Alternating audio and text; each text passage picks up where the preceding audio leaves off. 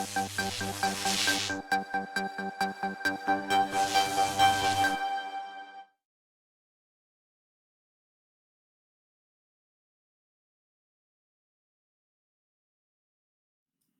thank you very much again for accepting the invitation. This is indeed an honor to have you, to be hosting you in our webinar today. Yeah, it's my pleasure to be here. Thank you very much. Lida would be the moderator of today's panel, so I just wanted to say hello and just say welcome. And Lida would be continuing. Lida, I think this is time that we can start because the professor is already here, so we can start. Thank you very much. Thank you. Hello, everyone. Hello, dear professor, again, for joining us. Today and tonight, we honorably have Professor Russell Poldrack. He's the professor of psychology at the Stanford University, associate director of Stanford Data Science, member of the Stanford Neuroscience Institute, and director of the Stanford Center for Reproducible Neuroscience and the STS Center for Open and Reproducible Science.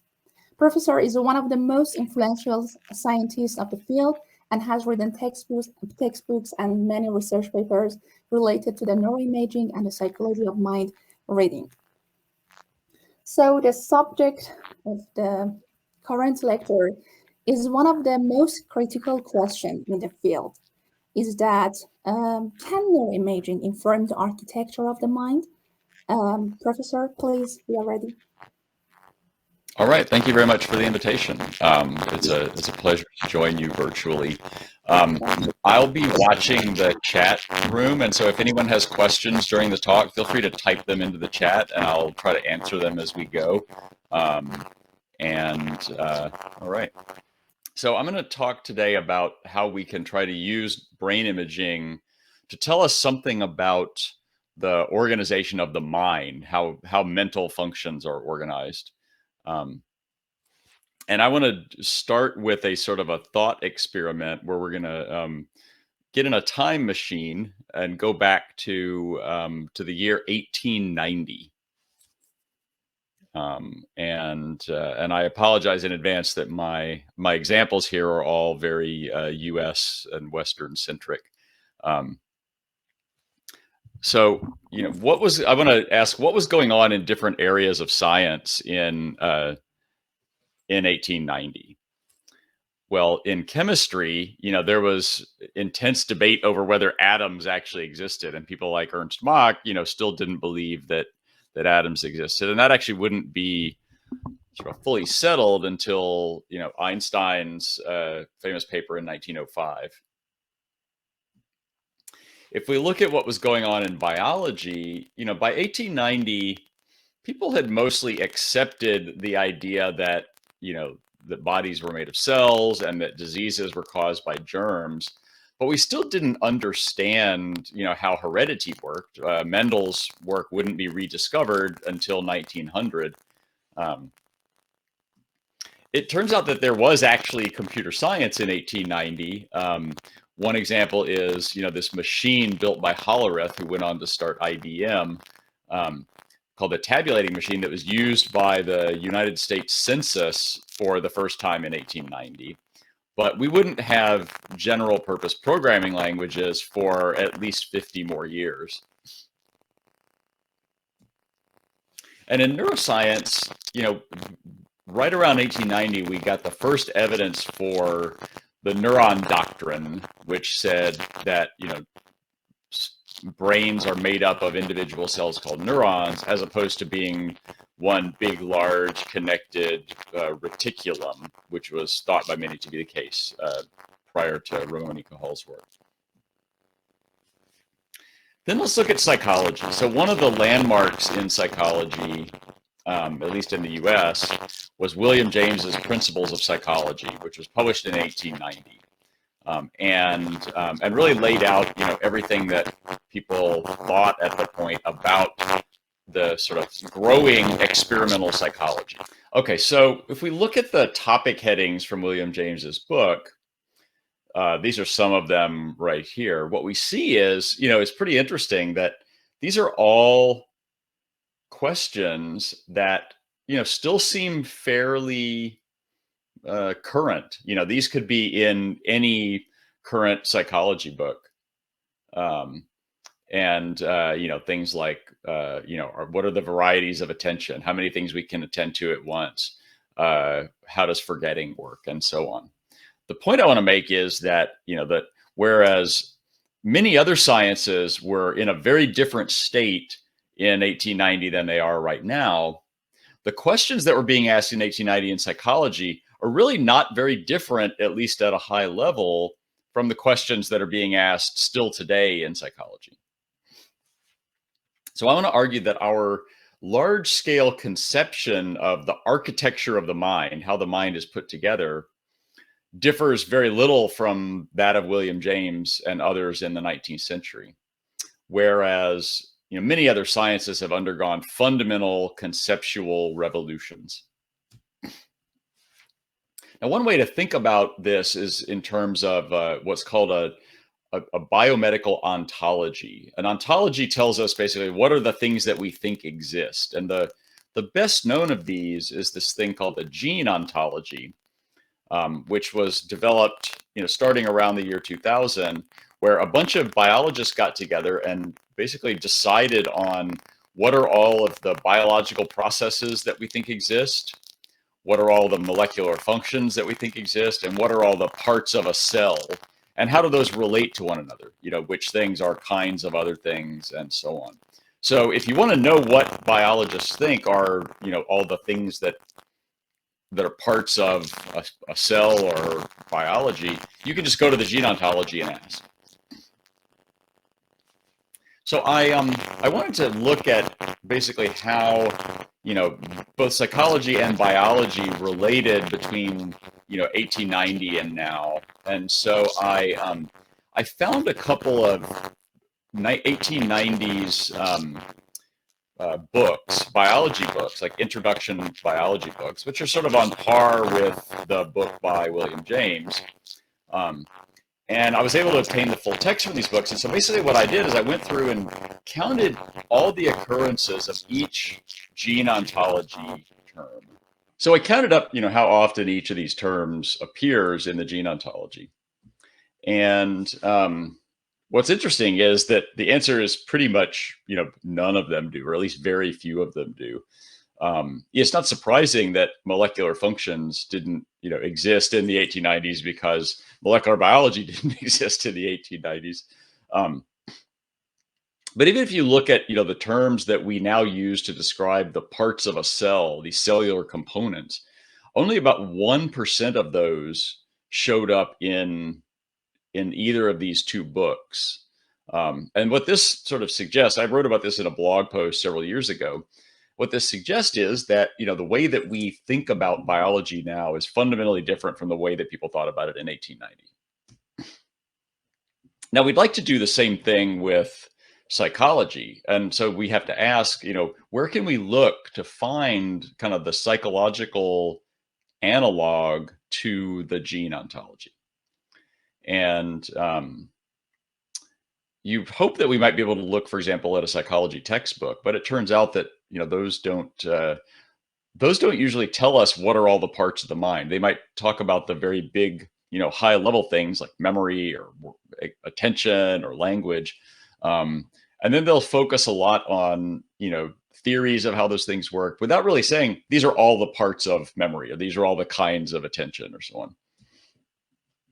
And we can see that by looking at the table of contents from one of these recent psychology textbooks, which don't look that different from the table of contents of William James, except interestingly, William James didn't really talk about language at all, and cognitive psychology obviously does. So we started a project more than a decade ago now to try to basically build psychology's version of the gene ontology that would tell us what do we think all the parts of the mind are and how are they measured. And so this is this thing we developed called the Cognitive Atlas. You can find it at cognitiveatlas.org. And it's meant to be kind of a, an open collaborative knowledge base that tells us what do we think all the parts of the mind are. So this is what the knowledge contained in the Cognitive Atlas looks like. We separate out between two different types of things. One is what we call mental concepts. These are the things that psychologists think make up the mind. We can't see them, but we build theories about them and we build tasks to try to measure them. Things like response inhibition or working memory updating and so on. On the other hand, we have mental tasks, which are the things that actually are meant to measure those concepts. And many people will often sort of mix these two together. They'll refer to something as a working memory task. But that's a theory about what that task is measuring, right? It may or may not measure working memory. Different people might think it does or doesn't measure working memory. And so we try to be very clear about, separating out tasks from the concepts that the theories suggest they might be measuring. This is very similar to an idea that's actually been around for a long time, called the Gnomological Network, which was described in a 1955 paper by Lee Cronbach and Paul Meehl. This was the paper that laid out the early ideas of construct validity in psychology, where they talked about the laws in this Gnomological network that can relate either observable properties to each other, theoretical constructs to each other, or to observables, or different theoretical constructs to one another. And this is very much like what we're trying to do in the cognitive atlas. So we can use the terms from the cognitive atlas to ask how much conceptual progress has psychology made? And what we find is that at least like almost a quarter of the cognitive atlas concepts are mentioned at least once in William James's Principles of Psychology in 1890. And these are some of the examples. These are all things that, people are still studying today. Now, I wanted to ask more broadly, just beyond these few textbooks, how has the use of these different terms in the the English language changed? So I use this thing that Google has developed called the Google Ngram corpus. Basically, they took over 3 million books and looked at how often a bunch of different, we call ngrams, which is that's like, some number of words together. Like a 3-gram is a 3-word phrase, like working memory maintenance. And so I asked basically, how often does each of the cognitive atlas terms appear over time since 1800? And how often does a subset of the gene ontology terms? There were too many for me to do all of them, so I just did a random sample of 500 from each of those 3 categories. Here's what we see for the cognitive atlas. So for the one-word phrases, or the one-word terms, almost 80% of them were in use in 1800. And for the 2-word terms, almost half of them were in use by 1900. The 3-word terms come along a little more slowly. But when we compare that to the gene ontology, we can see that it's much different, right? That our terminology in psychology is much more ancient, as it were, than the terminology in biology. Again, suggesting that there's a few alternatives about what this might mean. It might mean that, folk psychology happens to be right because we have some kind of special access to the structure of the mind. Or it might mean that psychology is due for a conceptual overhaul, if you will, basically a rethinking of what's the structure of the mind. So we wanted to ask whether we can assess this in a data-driven way, first starting just with behavior and then moving to neuroimaging. So I want to talk about the work that we did in a very specific area or sub area of psychology, which is the study of what's called self-regulation. And this is a concept that's studied in many different areas of psychology, right? People in cognitive psychology study things like the stop signal task, where we tell people to go, except if they hear a stop signal, then to stop. We think that measures some kind of control. Other areas might ask people to make choices about, different amounts of money at different times to see, how impatient people are about larger amounts of money. Other areas might ask people to fill out surveys to basically say, do you plan tasks carefully? Do you have racing thoughts? And so on. But each of these is talked about as if they're measuring a similar construct of self-regulation or self-control. So if it really is, if self-regulation really is a coherent construct that varies across individuals, then the things that we think measure it should be correlated across people. So we asked whether this was the case using a very large battery where we recruited over 500 people to complete about 10 hours worth of measures using an online platform called Mechanical Turk. They did a bunch of different surveys, a bunch of different cognitive tasks, and also some surveys that looked at sort of real world outcomes. So then we wanted to look and see how related are these. And I'm going to focus, this is a very rich data set. It's actually openly available online. The initial paper was published in 2019, which I'll point you to. But I want to ask just one overall question, which is whether the survey measures, where I give people a questionnaire and say, are you self-controlled and things like that, and the task measures, which are, like things like our stop signal task, how are they related to one another? And what you see on the right here is a correlation matrix. It's actually an absolute correlation matrix. So, it just goes between 0 and 1. And what this shows you, what you could really take away from this is that, the survey measures are pretty strongly intercorrelated. Task measures are somewhat intercorrelated with one another, but there's very little, these off diagonals have very little correlation in them at all. Another way to see that is to look at it using a network analysis, where here, each node in this graph is a variable. And the pink ones on the left are the task variables. The blue ones on the right are the survey variables. And the edges in the graph reflect significant correlations after controlling for multiple comparisons. And so what you see is that, the survey variables are pretty tightly correlated, right? 39% of all possible correlations between them are actually significant. The tasks are not as strongly correlated, but still somewhat, right? So about 9.5% of all possible correlations are significant. But if you look between them, there's very little, like only 0.2% of all possible correlations are significant, which suggests to us that there really is very little relationship between these two sets of variables that are thought to be measuring the same thing. And that should lead us to be concerned about whether they really are measuring the same thing. So the next question is whether we can use cognitive neuroscience to help us identify the underlying mental structure. And I first want to argue that the strategy that cognitive neuroscience has used for the last 2 decades is not really able to answer this question in the way that we'd like. And this is what I generally refer to as a neural correlant strategy, the idea of sort of looking at what's correlated with any particular task. So let's say that I'm a social neuroscientist and I want to know what are the brain regions that are associated with a social cognition task. So I give people a task and I find some activation.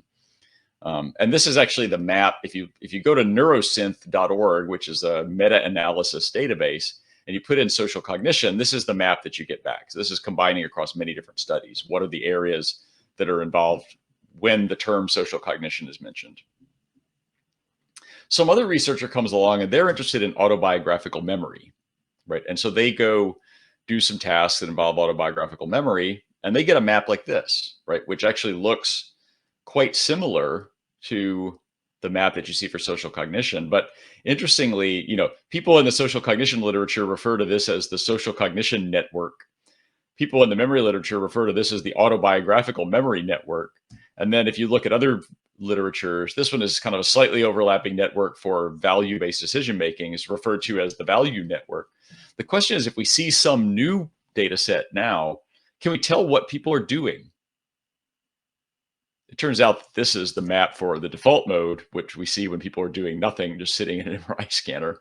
The point here is that this strategy of basically taking a bunch of tasks and seeing, what parts of the brain are activated doesn't really do a very good job of telling us what those brain areas do and allowing us to predict to either decode from a particular brain area or to predict for a new task. And this is there's a paper published by Alan Newell in 1973 that was talking about early cognitive psychology, but basically, I think the point that he made there is exactly relevant to what what we the problem that we're encountering here, which is that playing 20 questions with nature is a bad strategy. Saying, what happens if I give a person this task, and then what about this task, and then what about this task? And the question is, how do we bring that all together to actually have an overarching theory that will let us make new interesting predictions? So Tal Yarkoni and I wrote a paper several years ago, and one thing I'll say is, if anybody if anybody doesn't have access to any of these papers and would like me to send them, just email me, Poldrack at stanford.edu, and I can send you PDFs of the papers. So we wrote a paper that basically made the argument that we need to take a different strategy, which is to give people a bunch of different tasks, manipulate many different mental processes, observe the brain activity on each of those, and then ask, what can we decode from that brain activity?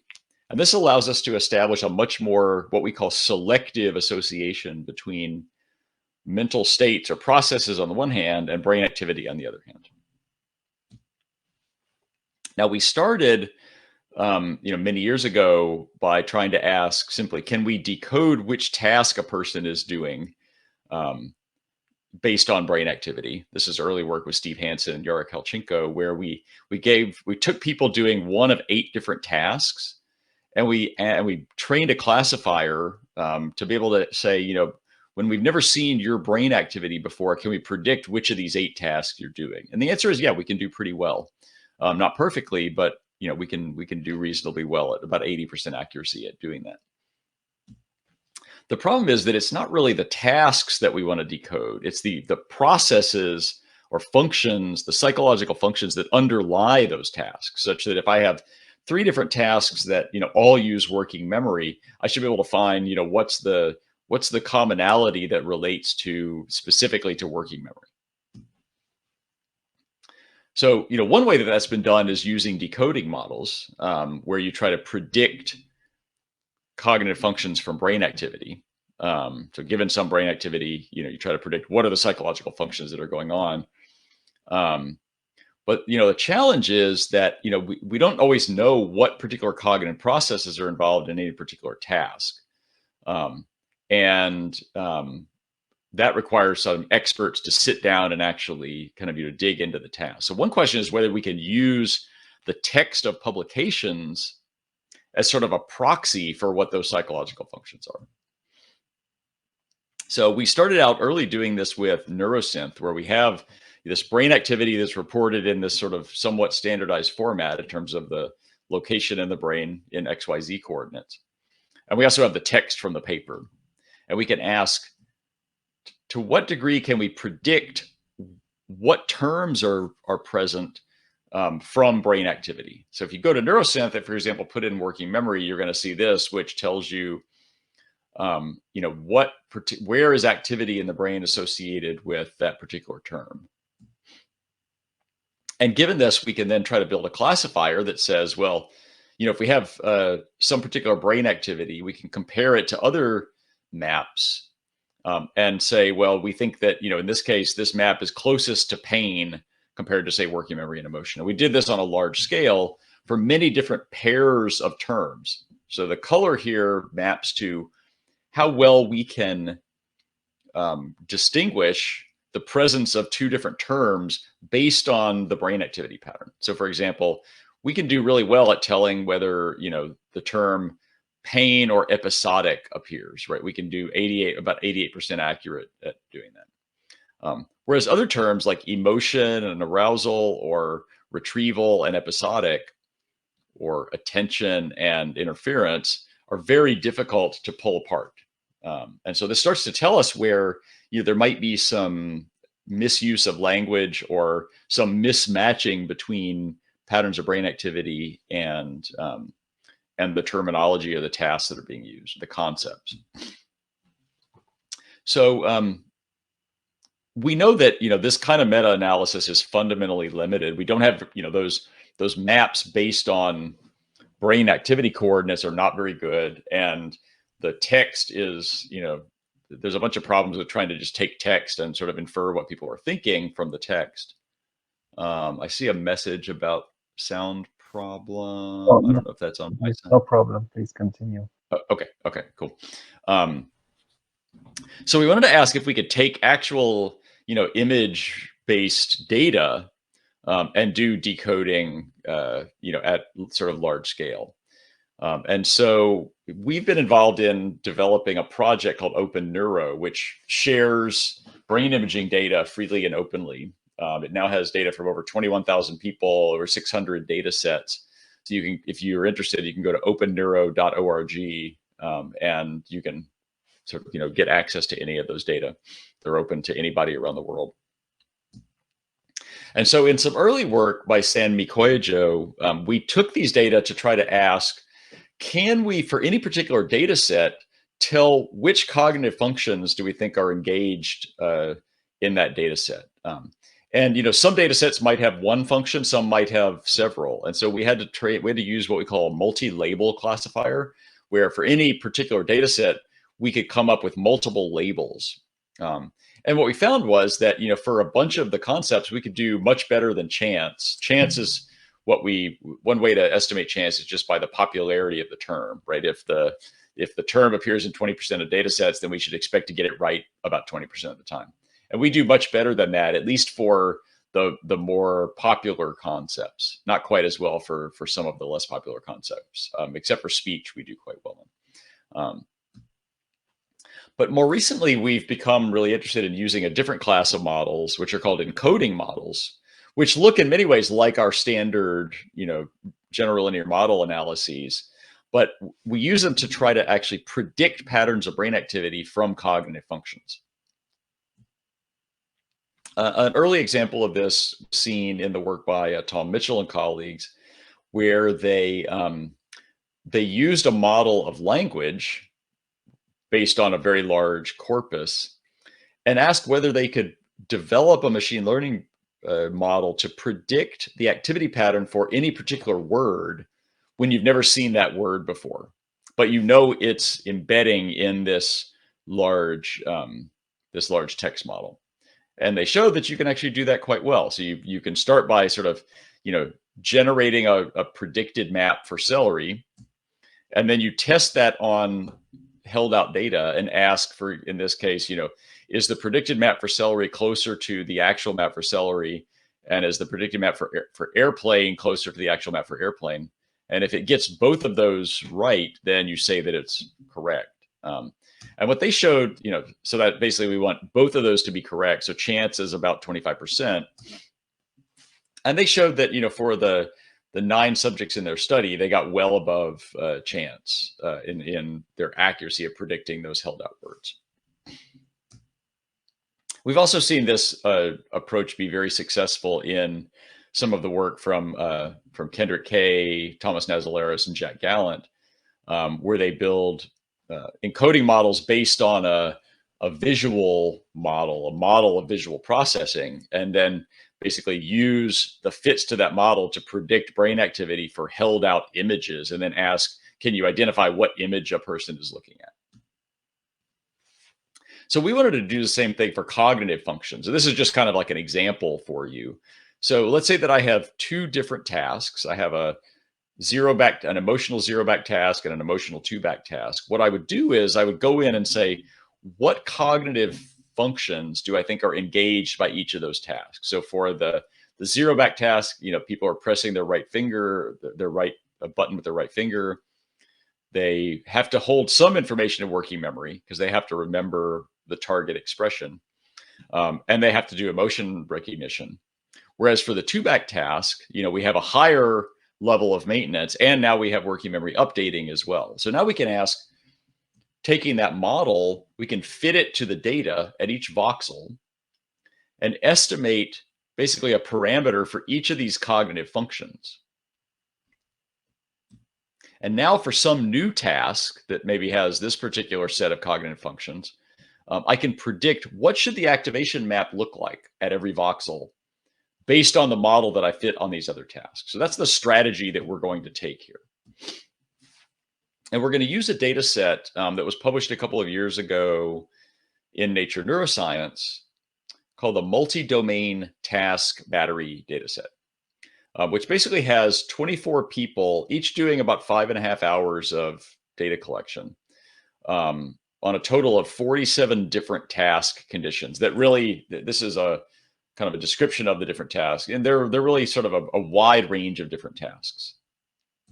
Then we had to come up for each of those tasks, we had to come up with a kind of a description of what are the particular psychological functions that we associate with that task. And so a group of us sat down and did that, kind of by hand for each of these. Took many hours to do this. It's not a trivial undertaking. And so we came up ultimately with this mapping of task contrasts, which are each of those different sort of, task conditions, to cognitive processes. So each column here is a cognitive process. Each row is a task, like a condition. We took data, instead of taking voxel data, we took data from individual parcels just to lower the computational demands. We get an average Z-score for each area in the brain for each of those tasks. And then we fit a model that basically says, how does each voxel respond to the presence or absence of each cognitive process? With the intuition here is that if we really understand the neural basis of cognitive processes, we should be able to predict for any new task, we should be able to predict the activation map based just on the cognitive processes that we think are involved. So the idea here is that, we train, just as Tom Mitchell did in that study, we train on all but 2 tasks.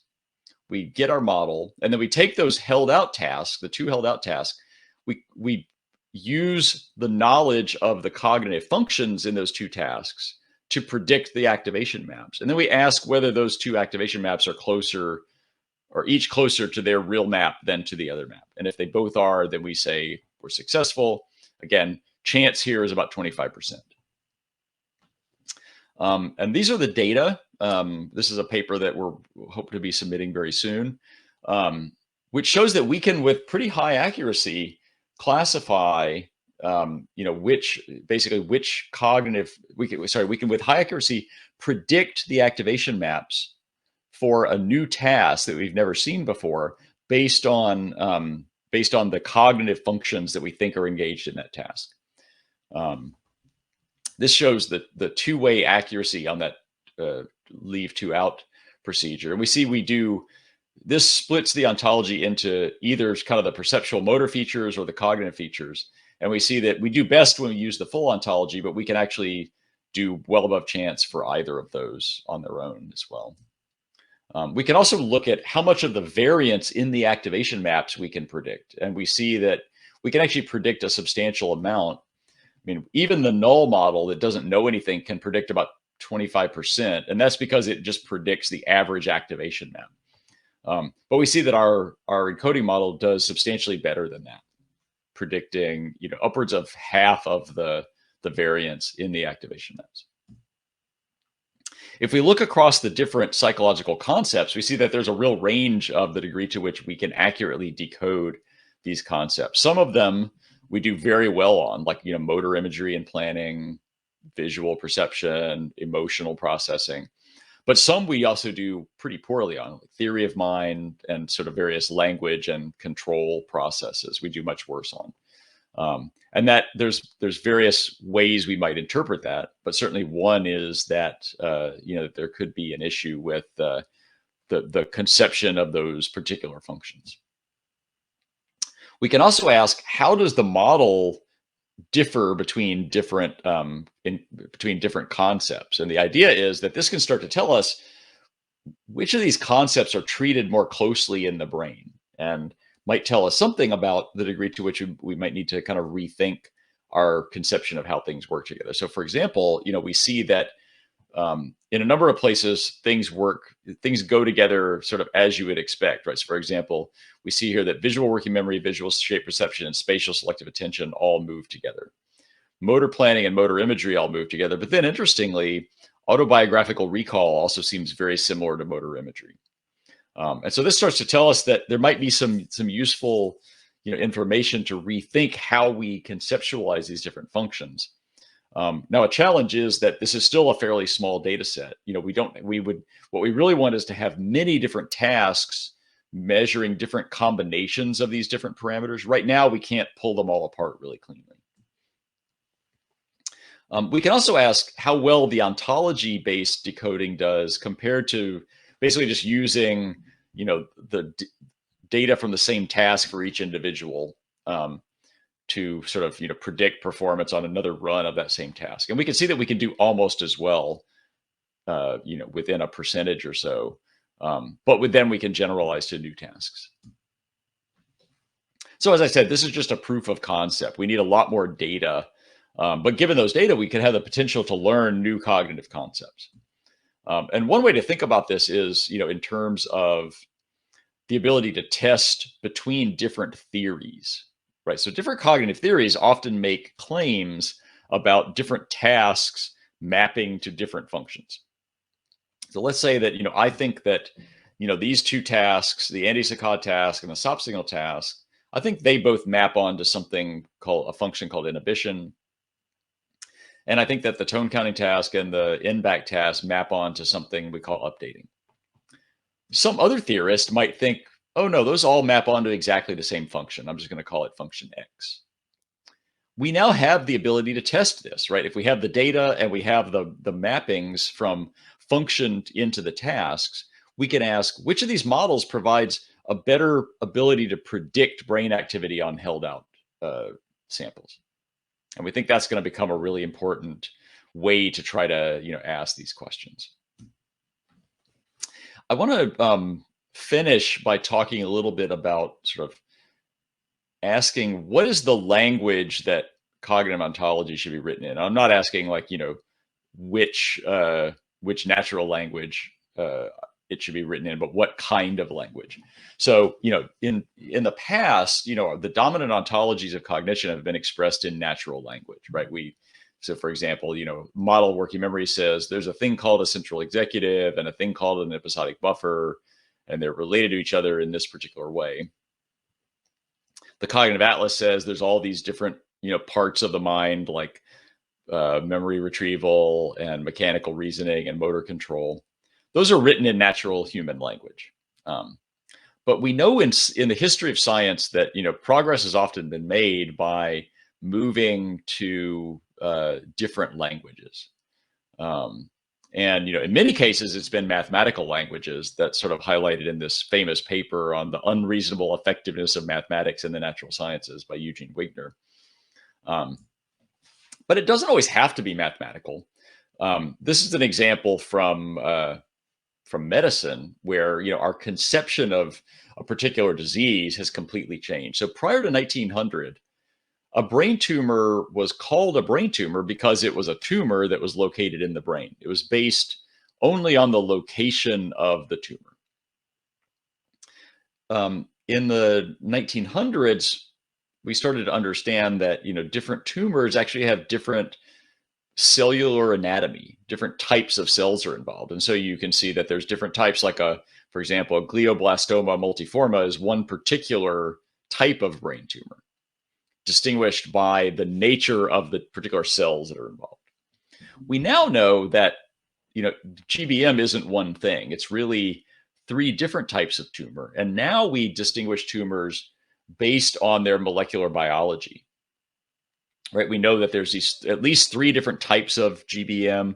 They're distinguished by different mutations, different patterns of gene expression. They have different prognosis and respond to different types of treatments. So the important idea here is that the new language of brain cancer, the new ontology of brain cancer is written in a different language. It's written in the language of molecular biology.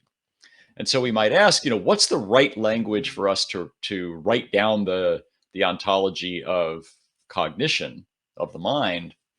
And increasingly, we think that it's a computational language, right? If we look across cognitive science, many different phenomena are now being understood in terms of computational models. So, for example, how people reason about physical processes, this is work by Jess Hamrick.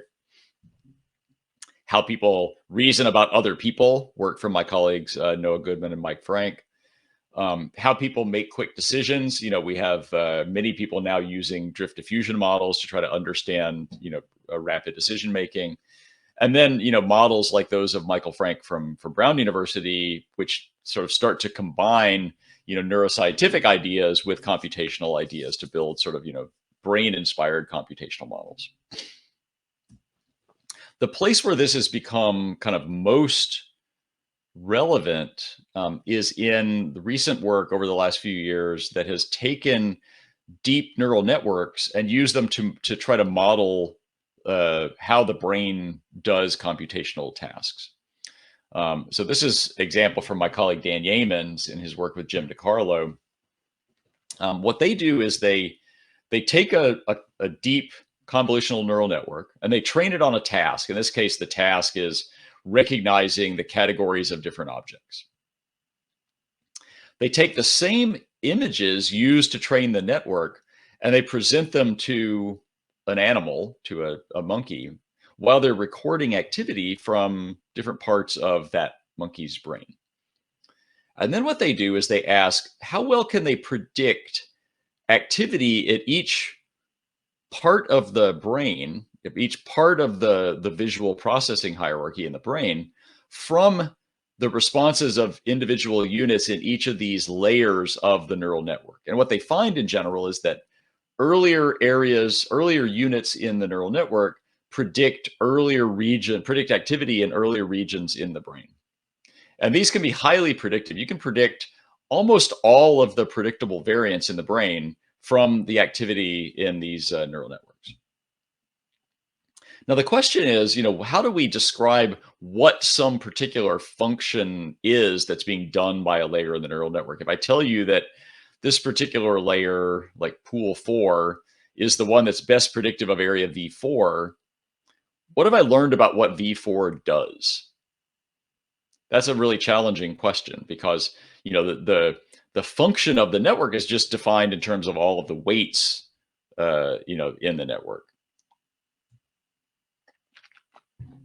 Now, recently, there's been an argument that from Blake Richards and colleagues in this sort of highly cited paper that we need to move away from trying to sort of come up with human interpretable natural language descriptions of the function of individual neurons or parts of the brain. This is a quote from their paper. There is, unfortunately, no guarantee that the function of individual neurons in the central nervous system can be compressed down to a human interpretable, verbal, articulable form. Given that we currently have no good means of distilling the function of individual units in deep neural networks into words, and given that real brains are likely more, not less complex, we suggest that systems neuroscience would benefit from focusing on the kinds of models that have been successful in neural network research programs. That is, models grounded in these 3 essential components of learning rules, objective functions, and architectures. And so I think it raises a really important question for us of, whether we need to give up on the idea that we could come up with sort of human understandable descriptions of how cognitive functions work. Now, another potential language, another mathematical language that we think is also potentially useful is the language of dynamical systems. And this has started to be applied in many different ways in cognitive neuroscience, where, you take, in this case, fMRI data and try to understand the dynamics of those, of the low dimensional function of those that's embedded in those data. This is just one example from the work of Max Schein, published a couple of years ago, that took data from the Human Connectome Project and looked at how the low dimensional dynamics changed, or looked at the low dimensional dynamics of performance of the task, and then related that to other features of the brain. We've been doing some work lately that's taking another approach of trying to learn dynamical neural network models of cognitive task performance, and then use that to try to understand the underlying dynamics that are present when a brain solves these cognitive problems. I don't have time to talk about that today, but we think that's another really interesting way to try to go about doing this. In this case, we see that we can model the dynamics of task switching in terms of sort of movement through a low-dimensional space within that model. And we can actually make predictions about how different people who have different costs of switching between tasks show differences in the low-dimensional dynamics of their of the model that models each of those individuals. So this raises a really important question, right? So in physics, there's this challenge, right? That as Richard Feynman famously said, I think I can safely say that nobody really understands quantum mechanics, right? And the question is whether we're going to end up in the same situation regarding understanding the mind, where we have theories that do a good job of predicting things, but that we as humans can't intuitively understand. And I think that's going to be a challenge for the next decades of neuroscience. So I want to conclude by just saying that I think there are reasons that to think that psychology may need a conceptual overhaul, and that formal ontologies, I think, provide a way to at least clearly specify the concepts that we think a set of tasks are thought to capture. And then we can use neuroimaging to test between different ontologies and potentially discover new ontologies. But we ultimately may need new languages to fully explain the structure of the mind. So I will end there, and I'm happy to take your questions now. Many thanks, dear professor. It was a brilliant and interesting lecture for me, and I'm sure that it has been interesting for all of the attendees also. So here we are for addressing the questions. Any of the attendees? So, Professor, we have a question that has written through the chat box. I primarily ask them. Yeah, I can read the question and then try to answer it. So the question is, can an ontology approach help to better classify psychiatric disorders or more accurately identify subtypes of a particular type of disorder?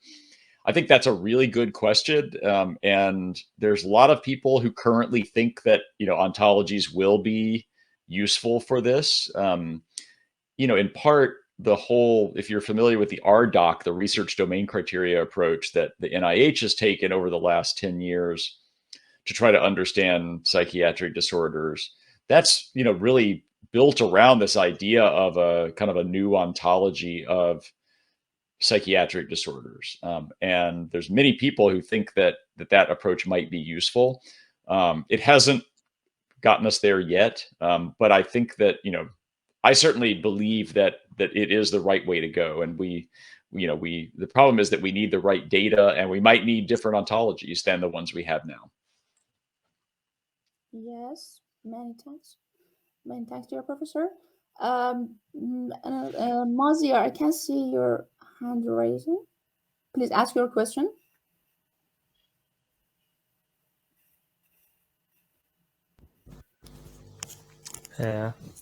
Can you hear me? Yes, Yep. please ask.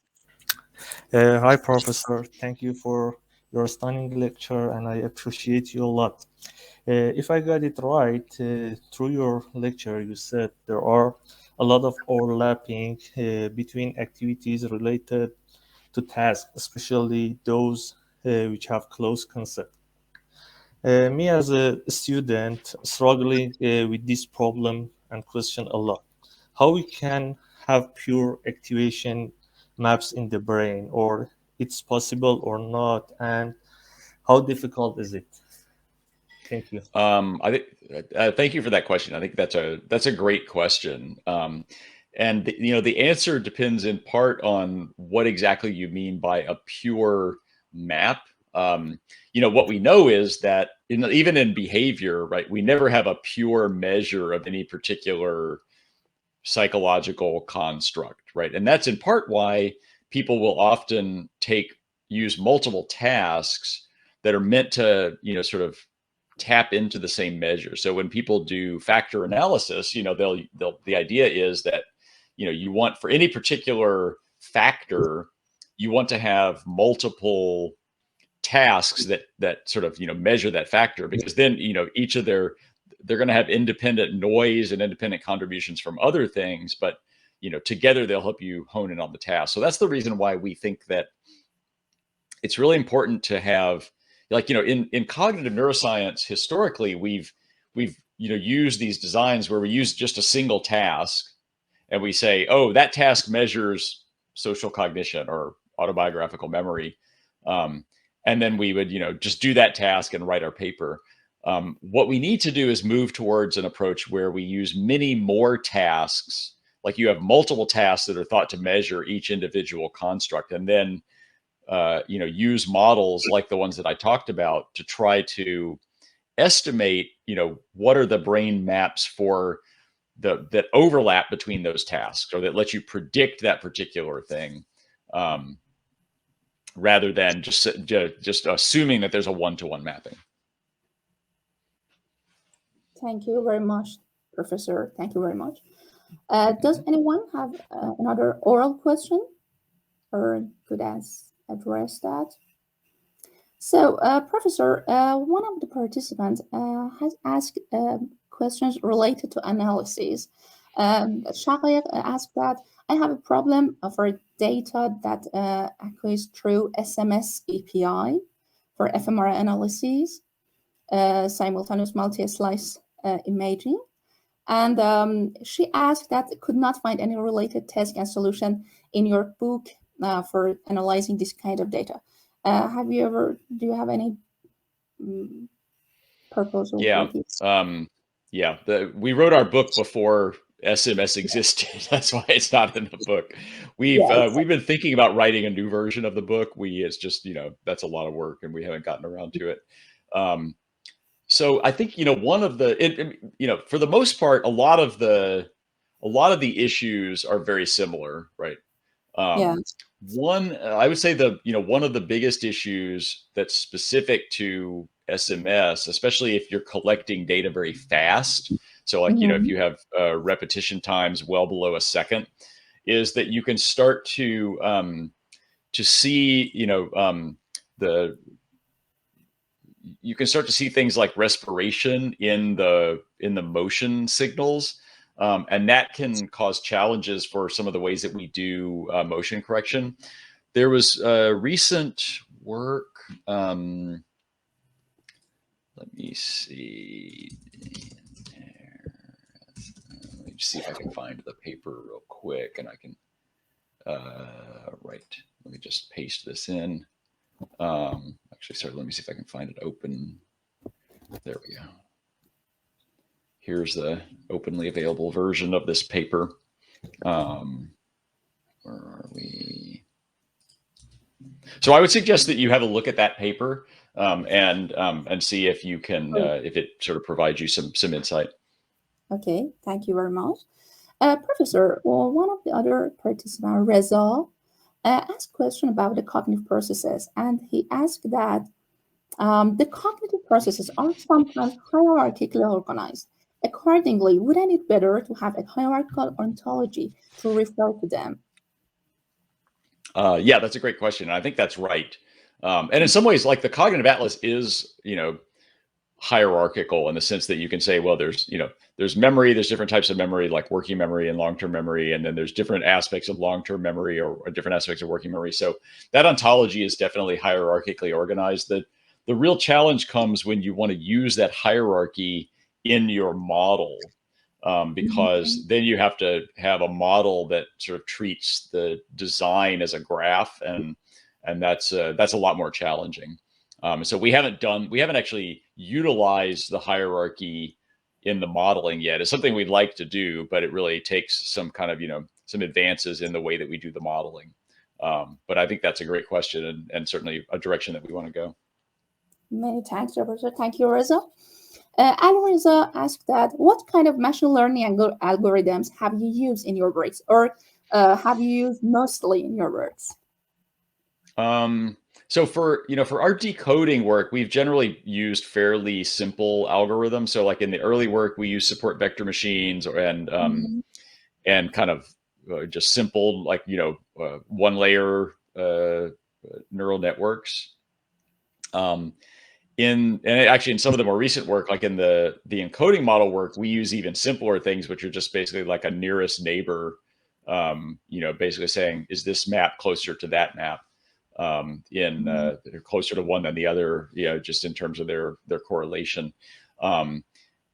We are using more complicated models now, in particular, like the dynamics work that I showed you, we're using sort of recurrent neural networks like a dynamic variational autoencoders, but those we're not using for decoding of imaging data. We're really using them to sort of model behavior. We've tried to keep it, for us, we've tried to keep it simple on the kind of decoding algorithm side, to kind of stick with algorithms that we know to work pretty well. But I think there's a lot of interest in going towards, particularly towards deep learning methods in a lot of labs. Thank you very much, dear professor. Tonight we have a university professor like Dr. Nordov. I want to welcome him. We are honored to have you. Arvin, do you have a question? Yes, ask your question, please. Hello, do you hear me? Yes, we can hear you. Thanks, Professor Poldrack, for your excellent presentation. I kind of, as a cognitive psychology student, have a question kind of revolves around the same question that Mr. Ibrahim Rahmani asked. Do you think that kind of psychology in the future, sooner or later, should be somehow a translation of cognitive neuroscience, or no? And I studied Sir John Excel's works. Surely you know him.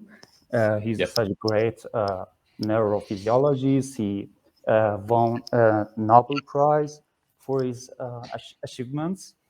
And it's always a kind of a question of mind-body relationship, something like that. I wanted to have your idea to see how would you regard this flamboyant quarrel between materialists and dualists. It kind of gets a bit philosophical, but it gets a bit philosophical. No, I think it's actually a very good question. Yeah. And for me, my concern is that we're stuck with this psychology that we've had for well over 100 years now, and in part that's because we have this intuition about how our own minds work, and we know from a lot of cognitive psychology that we often misunderstand how our own minds work. So that would lead you to think that we might be misunderstanding some of the ways that it's organized. And so I think it's an open question as to whether neuroscience methods are actually going to help improve that or not. And so that's why we're trying to test that. And ultimately, what you would like is for if cognitive neuroscience really is the answer, then it should help us build theories of cognition that are better than theories we have now. That hasn't happened yet, but people have just started trying, and so I think it's really an open question at this point. But it's something that I've placed money on it, not real money, but my career money. I've placed a lot of effort into trying to ask that question, so I think it probably will. Many thanks, dear professor. Thank you very much, Professor. We don't want to bother you. But a couple of questions also remaining. Mehnaz, could you please ask your question orally, or do you want to? Mehnaz has asked that, do you think is this a valid way if we get a single task in an experiment and discern the different cognitive processes by the dynamic order that probably happen in the mind? Yeah, that's a great question. I think it's important, right? And in part, we haven't thought about this because of the limitations of functional MRI, right? We just can't. Mhm. It's very difficult to ask questions about the temporal order of functions. Whereas with EEG data, you can start to ask those questions. And so I think that I think this is an important complementary approach to the approach that we've been taking with many different tasks. And I'm hopeful that once we, now people have started sharing a lot more EEG data. And I'm hopeful that once we have enough, people can start to try to ask this kind of question as well. I think you're definitely going to still need multiple tasks, but I think asking about the order of functions is going to become a really important question that we just don't have the answer for yet. Yeah, many thanks to your professor. Does anyone have another oral questions? I think Dr. Batuli does have question. I know this because Yes, thank you, Lida. Thank you very much. Yeah, we don't want to bother the professor too much, Yeah. but one or two last questions. Professor, my question is about, well, the memory we know has different stages: perception, encoding, storage, consolidation. But do you think if we could ever in fMRI design an fMRI task which can particularly target those brain areas which are responsible for the storage? Because when you want to test the storage, you definitely design a task about retrieval.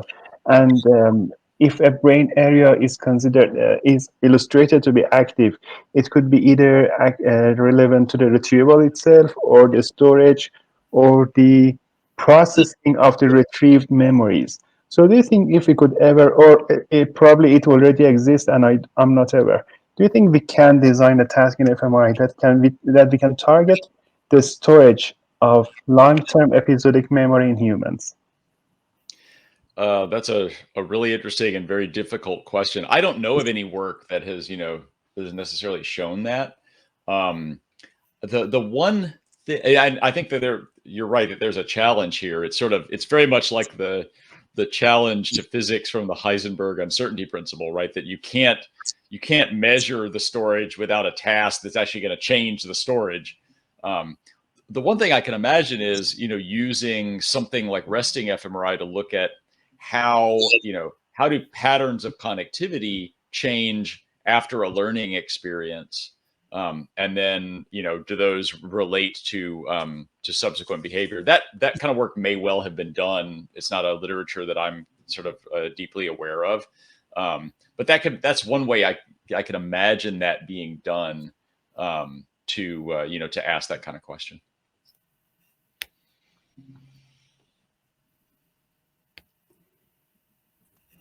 Thank you very much, Lida. So do you want to ask the final question? Final question? No, because my question is very long, and I prefer to not to ask because the time is limited. And yeah. So I should again appreciate the professor for accepting the invitation. Many of the friends just came to me and asked how such a prestigious professor accepted your invitation. I say even somebody is nice and humble, he would easily accept it. And we have Professor Northrop here. Previously he was one of the instructors of these webinars. So thank you very much, Professor, again for accepting the invitation. It was indeed an honor for us. No, it's been my pleasure. Thanks for having me. Thank you, dear professor. It was a great honor for all of us. Bye-bye, everybody. Bye-bye. Good morning. Bye.